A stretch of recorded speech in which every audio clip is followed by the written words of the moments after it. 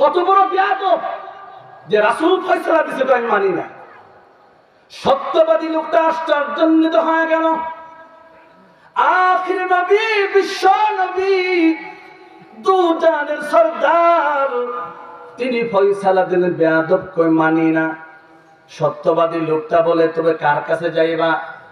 কয় আবু বকরের কাছে যাবো। সত্যবাদী লোকটা বলে চলো আবু বকরের কাছে যাই। আবু বকরের কাছে যাওয়া হলো, সবকিছু ঘটনা খুলে বলল। সত্যবাদী লোকটা বলে আবু বকর, এই বিষয়টা রাসূলের দরবারে গিয়েছিলাম, রাসূল তার বিরুদ্ধে রায় দিছে, আমার পক্ষে রায় দিছে। আবু বকর বলতেছেন যেই বিচার পয়গম্বর করেছেন ওই বিচারই সত্য, ওই বিচারে কলম ধরা কথা বলার মতো সত্যি যোগ্যতা আমি আবু বকরের নাই। আল্লাহু আকবার বলেন। আবু বকরের দরবার থেকে বের হয়ে গেল। মিথ্যাবাদী লোকটা বলতেছে বিচার মানি না। কথা কোন ঠিক জানি ওই তার কাছে আমার বিচার যেদিকে তার কাছে আমার, তো আমি বিচার মানি না। সত্যবাদী লোকটা আশ্চর্যান্বিত হয়ে গেল। বুখারী শরীফের হাদিস এটা, শানে নুজুল। কি ব্যাপার? রাসূল ফয়সালা দিল মানলি না, আবু বকর দিল তাও মানলি না, কারণটা কি? তোর এত বড় সাহস? কই হ্যাঁ আমি বিচার মানি না। কই কার কাছে যাবি? ওমরের কাছে যাবো। কার কাছে যাবে? ওমরের কাছে যাবে। সাহস তো দিচ্ছেন কত বড়। খেলা এখনই হবে, কতক্ষণ ঠিক হবে? ঠিক খেলা কখন হবে? এখনই হবে। ওমর ফারুকের দরবারে গেল। ওমর ফারুক বলতেছেন, সব ঘটনা শোনার পরে ওমর ফারুককে সত্যবাদী লোকটা বলতেছেন, আমিরুল মুমিনিন ওমর, আল্লাহ রাসূলের কাছে বিষয়টা নিয়ে গিয়েছিলাম। কই রাসূল কি বলেছে? সত্যবাদী লোকটা বলতেছে আল্লাহ রাসূল বিচার করে দিয়েছেন। লোকটা বলে বিচার মানে না। আবু বকরের কাছে গেলাম তাও বিচার মানে না। কই কি রায় দিছে?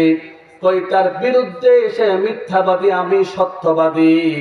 ওমর ফারুক বলে তোরা দুইজন এই জায়গায় দাঁড়িয়ে থাক, ঘরের ভিতর থেকে আমি একটু আসি।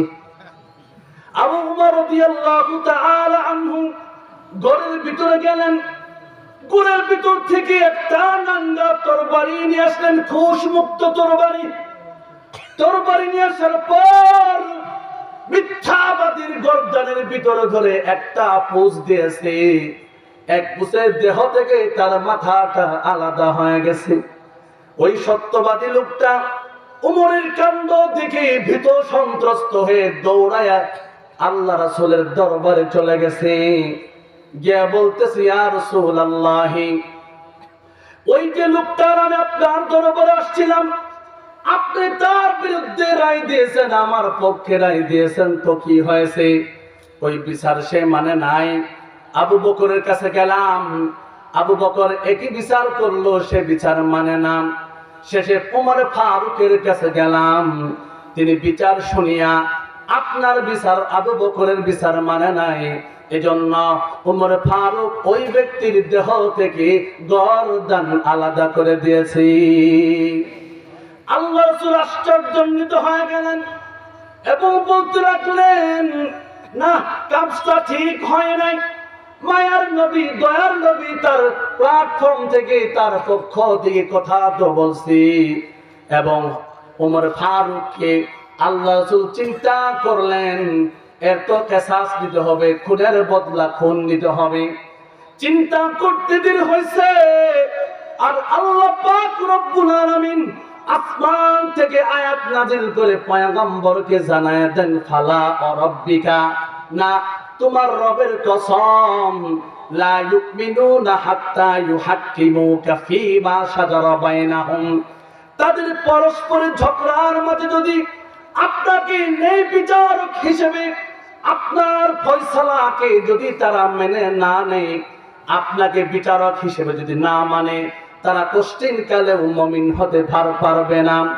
ফীমা শাজারা বাইনাহুম মিম্মা কদাইতা ওয়াসাল্লিমু তাসলিমা, আপনি যে ফয়সালা দিয়েছেন সেই ফয়সালা যদি পরিপূর্ণভাবে পালন না করি, আপনাকে যদি বিচারক হিসেবে তারা মেনে না নেয়, আপনার রবের কসম ওই ব্যক্তি কষ্টিন কালেও মুমিন হতে পারে নাই। কথা বলেন ঠিক কিনা? তার মানে আল্লাহ পাক রব্বুল আলামিন ওমর ফারুকের রাদিয়াল্লাহু তাআলা আনহুর পক্ষে আয়াত নাযিল করলেন। আল্লাহ বুঝাইতে চাইলেন, রাসূল ওমর যেটা করেছে সঠিক কাজ করেছে, আপনার রবের কসম আপনার ফয়সালা তারা মানে নাই, আপনাকে অপমান করেছে, কটূক্তি করেছে। ওমর, আবু বকর আপনাকে তাদের জীবনের চাইতে বেশি ভালোবাসে। ওমর যে কাজ করেছে সঠিক করেছে। আয়াত নাজিল হওয়ার পর আল্লাহ রাসূল চিন্তা মুক্ত হলেন। কিন্তু বিভক্তিবাদী অপরদিকে ওই যে নিহত ব্যক্তির লোকেরা এসে বলতেছে, আমাদের যে মিথ্যাবাদী লোকটা নিহত হয়েছে সে এমনিই বলছে, আপনাকে মানে না, বিষয়টা এমন না। পয়গম্বর আয়াত নাজিল হওয়ার পর স্পষ্ট জানিয়ে দিলেন, না, কোন ধরনের হত্যার বদলা হত্যা নেওয়া হবে না। ওমর ফারুক যে এই কাজটা করেছে, আল্লাহ পাক রব্বুল আলামিন আয়াত নাজিল করে জানায় দিয়েছেন কাজটা সঠিক। ওই বেয়াদব মুনাফিক হলো বেঠিক। কথা বলেন ঠিক কিনা? সেদিন থেকে ওমর ফারুক আল ফারুক উপাধি পেলেন। সত্য এবং মিথ্যার মাঝে পার্থক্য করার জন্যই আল্লাহ পাক রব্বুল আলামিন ওমর ফারুক উপাধি দিলেন। এই যে দুইটা ঘটনা আমাদের কাছে কোরআন এবং হাদিস থেকে, শানে নজুল থেকে স্পষ্ট হয়ে গেল, আল্লাহ এবং তার রাসূলকে নিয়ে যারা কটূক্তি করবে, ইসলাম মুসলমানের কোরআন এবং সুন্নাহর বিধানকে যারা মানবে না, লঙ্ঘন করবে, বৃদ্ধাঙ্গুলি দেখাবে, তার সর্বোচ্চ শাস্তি মৃত্যুদণ্ড হবে। কথা বলেন ঠিক যাবে ঠিক? এবার আসেন আরেক বেয়াদব, নাম তার কাব ইবনে আশরাফ। বলেন নাম কি? এই কথা বলেন নাম কি? কাব ইবনে আশরাফ। বুখারী শরীফের হাদিস। কাব